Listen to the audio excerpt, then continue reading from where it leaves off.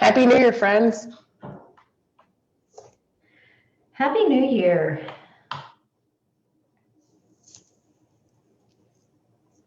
This is exciting. Okay, We're live here we already, are. so we probably need to be a little peppier, right? Hi! Hi, everyone in Facebook land. All the old people, like our age, because everyone else is on Instagram, right? Hi! Or Snapchat. Is that where the kids are these days? Snapchat? No, Where I are don't they? think so. They're back on Instagram because everything that all those other things used to do, now Instagram does it. Huh. Well, shout out to Marty Levine Facebook still- at Instagram. Hey. Facebook still owns them, right? All right, That's why you today can we're going to just cross-post. riff a little bit about. Okay, has everybody got everything shared where they want to share it? No, I'll let Yes. you guys talk. I was trying to fill in the Like the gap while you were AT&T sharing. commercial. What does the girl say in the AT&T commercial? This is what the way they advertised, or this was called word of mouth advertising. Oh no, it's a dumb commercial. I just gave them some more advertising though. Okay, today we are talking about what are you doing this week? Like, did you decide to go back to work just this week? And are you working this week? Is anybody working this week? Are your teams working this week? I mean, yesterday with Slack not being working was challenging, right? Because I felt like it was just telling us that we should extend vacation a little longer, but I know, I felt like my hand was cut off yesterday. I was like, it's very quiet. Oh, wait. And then we Yeah. all reverted back to texting each other internally again.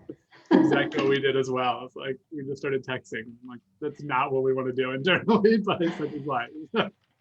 When it finally came back up and I rebooted, it was like, da-ding, da-ding, da-ding, da-ding. I was like, no, it's like, that was the perfect way to start the year. I don't know. Okay, so look, since I brought up the topic, I'll just start talking. That's rude, but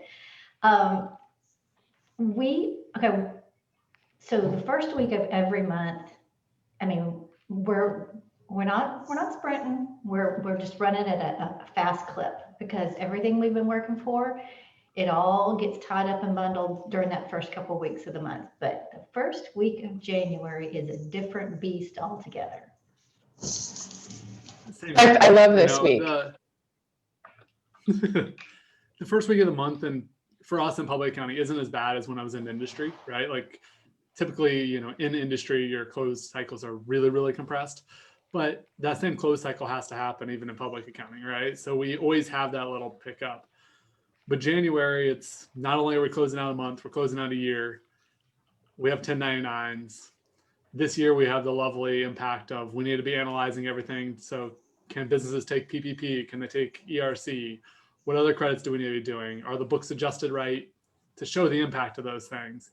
So this year, definitely, I feel like this first week, it's like drinking from a fire hose as we look at what's happening.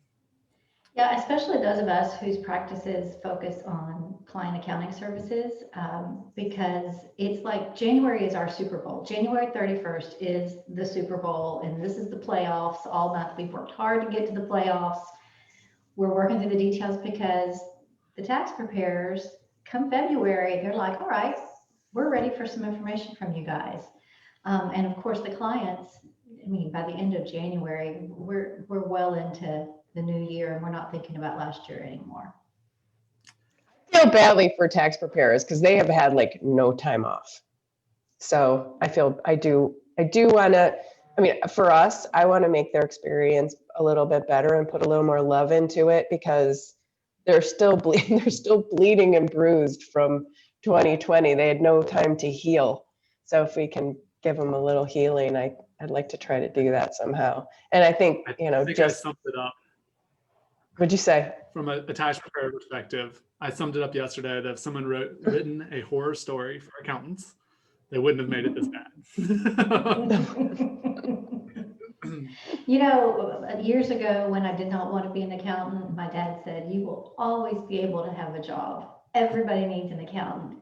Gosh, he was so right yet again. Mm-hmm. There is always work for accountants, especially if you're a problem solver accountant. So, I think as business owners, it's really important to take this first week of the year because I think, and even, I've tried to do this over the, and it's in there as well as, if you didn't get your goals set at the end in December, if you did not get your New Year's goals set, really figure out what those are. Look at where you are as a company. So look at your last year's results. Yes, there is value to be gained from what happened in the past. So how did you do last year? What do you need to do differently as you kick this year off? What kind of different strategies do you need to do to make sure this year goes the way you want it to do, right? So if you truly have a goal, you got to have that plan to get there. If not, it's just a dream, right? So, to me, that's the other thing I try to do here at the beginning. Luckily, I have a great team. So from a 1099 perspective, things like that, we get to hand it off and it's not falling on me. So, I'm trying to make sure, are we aligning correctly to what our strategy is for the year? And are we kicking the year off right in the right manner to achieve what we hope to achieve? Specifically, I had a client call this morning. It was a weekly call, and the client has ended up in a place where he really just wants to go over AR every week. And I think part of what we like to do to guide business owners is not just to be a numeric CFO, but to be kind of a business driver for them. And his name is Joe. I don't think he'd mind me saying, like, Joe, what are you doing? Why do we keep talking about AR? Because he's got two people who sit behind him in the meeting. I said, let's let them talk about the AR with Stephanie, who works in my office. I said, you and I are going to talk about completely different stuff in 2021. Give me the one word that describes what you want to achieve or stop doing in 2021. And he said, delegate. And I said, great. Then you and I aren't talking about AR anymore. They are at the end of the week. And you and I on Tuesdays will talk about new KPIs. What are you going to do to drive your business? And so that was super fun. And so the rest of the call, we did that right in the beginning. When he kept talking about AR, I got to keep not screaming at him, but stop talking about, we just talked about what KPIs are we going to chase. And one more thing about KPIs that I've been completely consumed about over the last week is that people come to me and talk about what are my industry standard KPIs. I want to say, what matters to you in your life? Let's set the KPIs for you to get what you want, not necessarily what everyone else in your industry is doing. Because to me, it's like checking fashion. What's everyone else wearing? Or what are my neighbors doing? Granted, there can be some things to learn, like how's that guy getting that margin out of this? I can't. I appreciate that. But I think taking a moment to set your goals for 2021 based on what you as the individual owner of the business or a group of stakeholders, set your KPIs based on what you guys want to personally achieve, not based on what your industry KPIs are. Stop it. That's a good point. I like that too, that most business owners, if they've been in business for a while, they know in their gut the health of their business and the area. I mean, if they're in touch, the areas that need improvement. And as the accountant for that, you can fill in those blanks for the parts that maybe that they're not comfortable with or don't know a lot about, because you've got the numbers to prove them out. I like that. I like that delegating too. What are you doing to take care of your teams this month? I can see when my team everybody on my team is very easygoing and gets along well, but I can see they become very quiet when there's a lot on their plate. What do you do to take care of your team? This is always hard, right? And that's really, we brought on another full-time resource at the end of December, and that's part of the reason is we were scaling up. We actually overhired intentionally. We probably could have got by with a half a resource, but we're scaling anyway. So I said I was going to bite the bullet to give everybody some more breathing room. As accounts as a whole, I feel like all of us have felt the tax from the last year because things have been a little crazy, not just obviously for the top level of our staff, it's been a lot crazier, but I feel like all the staff have felt the pressure in the last year. So one of the things I did coming into it was I created that relief valve of let's have extra manpower, let's be overstaffed just to create a little bit of breathing room. And then it's, for us, it's, okay, let's make sure no one's working too much. Let's really analyze workloads. Let's shift things around. Let's make sure everybody's feeling okay. Where is that at? But even still, I think we could do better. I'm just gonna be honest, right? Like I always think that. So would love to hear what you guys are doing. What are you doing, Beth? Oh, so I was gonna let you answer that question. So I'm going to play the female card a little bit on this one, but I think it's really important to think about how your employee wants to be valued. What's their, you could say love language or what. You've learned enough about your employee by now to know what makes them happy. I shouldn't assume that me calling them and thanking them for their hard work is really going to be making them happy. I need to think about, maybe someone wants extra PTO. Maybe somebody loves the muffins from across the street. Maybe someone loves working like a dog and just getting recognition. I need to get out of what I think is important, care enough about the employee to know what he or she wants and is nurtured by, and give them that. So, and have notes that I hide in my office. When someone comes into work on Monday and said, I did the greatest thing yesterday. I had donuts from Peace, Love, and Donuts at blah, blah, blah. And I got the one with the raspberries on top. Make a note. Make sure that sometime in the next 30 days, I get that flippin' donut and drop it on her desk. It's not just a thing. It's the noticing, the uniqueness of the person and what that person wants. And I think this is one of the challenges with remote teams, is those aren't near as easy to come by, right? And it's much harder in a remote environment. And we try to do it, but that's where, when we used to all be in office, those things were easy. I feel like, it is the donuts on a morning, it's this, it's that, the small things, right? It's ordering lunch for everybody from somewhere that everybody likes, the simple things. But when you go to a remote team, I think this is one of the challenges of remote, right? And it's one of those things where building culture in remote is hard. It just is, because you don't have as much of that chit chat. You don't see them you don't realize that once a week they buy donuts from a certain place. Like, you don't get those opportunities to see it all the time. Stalk them on Facebook. Like, I needed to figure out what to get someone for Christmas. For my husband needed to give a gift to someone. I stalked her Facebook. We saw that she was painting her house. She kept showing that she was painting all the rooms in her house. We sent her a bunch of paintbrushes and a gift certificate to Home Depot. She was like, how did you know I needed this? I'm like, well, you're posting it on Facebook. So, and then you just hit boop on the Amazon button, and then something totally personalized arrives. So yeah, I'm sorry. Jacob. I love you like you're my brother. But we do. No. Yeah, but we do miss things that we used to, like. If it's somebody's birthday in the office, having lunch together. Today is Naomi's birthday at our company. Happy birthday, Naomi. But there are little things you can do. But okay, so my team is unique in that we are all moms first. We have a company of now 11 women who are balancing both a career and raising kids or taking care of parents, doing those things that a lot of women do. And so I struggle with that because, first of all, as the company owner, like, this is my world. And my kids are older and more self-sufficient, but I have to keep in mind that my world is not their world. And they are still bus stopping and soccer practicing and what are we having for dinner? And, I know they share those responsibilities with their partners, but, that's in my company, that's the primary responsibility.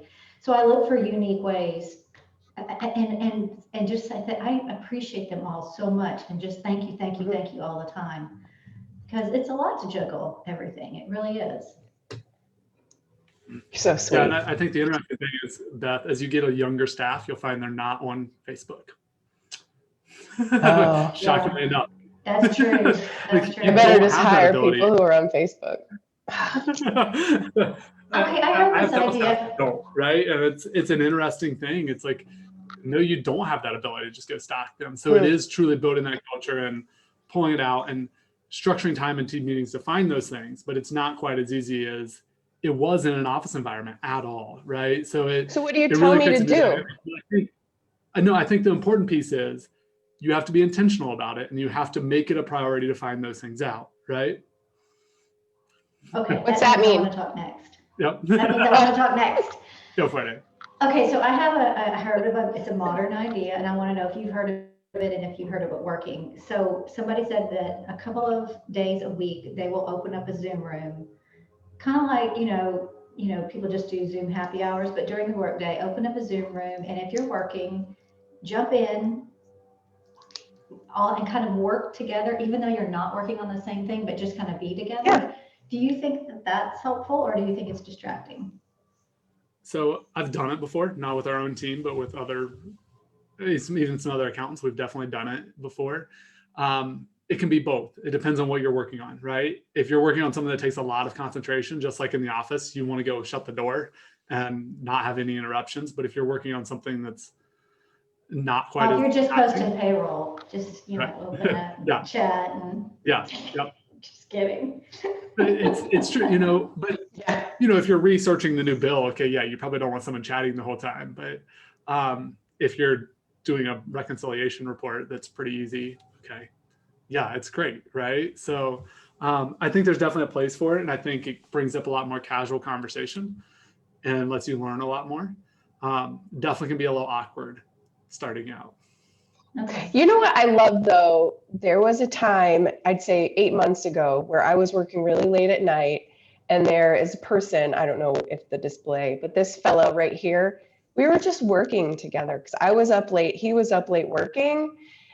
And just to have someone keeping me company when I was working late was so nice, because my kids were asleep, my husband was asleep, and then Jacob's just there like, and I could just hear him typing, and I adored it. Because then I didn't have to be like getting so nervous. I didn't have to be by myself. And I could go, hey, by the way, like, what would you put in this box if you were trying to solve this puzzle? And he'd be like, oh, hold on a sec, and answer it. I loved that. Does it cost Zoom people anymore just to leave a room open? Nope. Or can you just do it? No. So, and that's where we've done it before. And I definitely think it has merit, right? For sure. And that might be a great suggestion, Amy. It's like, hey, every Thursday afternoon, I'm going to make it up for 3 hours. We're going to all jump in a Zoom room. Yes, if something's pressing, you need to take a client call, hop out, but hop back in. We're just going to work in a collaborative environment on our own stuff. But if somebody has a question, it's right there, instant. Get away from just typing it into Slack, collaborative about it, and see what else we can solve. Okay, so we're running out of time. Let's go around the horn. 2 things you and your team are working on this week. 1 thing new you're going to do in the new year. Who's first? Go ahead. Oh, but first, Jacob, turn around and show everybody the back of your jacket. Look at his jacket. Oh. Look. That's so cool. I know, but he thought to put the logo on. That's very not accountant, because it's not like it's. Yeah, it's angled there on the corner. So I just thought it'd look good, and it worked out pretty well. So. All right. I love that. So tell us 2 things you're doing, 1 new thing you're doing. I'm listening to Confidence Code on Audible, which I love. It's a great book it's female slanted, but I would really recommend taking a look at that. We are also creating chart of account cheat sheets to send our clients. So when they upload documents to QuickBooks, when they upload documents to Receipt Bank or the document management system, their coding is better. And I'm just going to skip the 1099s and payroll migration stuff because they're moving to new platforms. But the unique things is everyone's going to get a chart of accounts. So they're going to take 1 thing from the P&L, 1 thing from the class and location or customer, depending on the client file, and then listen to Confidence Code. Those are the things. I like it. I mean, obviously our team is working on year-end things, but we're doing a lot of prep for PVP because we have quite a few of those that are getting ready to roll out. And it looks like that's going to open beginning of next week. So we're trying to make sure we're prepared for that. And then something we're doing differently, I'm doing differently in the next year is I have a goal to write quite a bit more. So that is one of my goals for the year. Oh, I like it. Poetry or something accounting? Accounting. Poetry. Come on. At least get me a limerick by the end of the week. Are you going to use the word "oh" in the French fashion in your writing? There once was a man from no.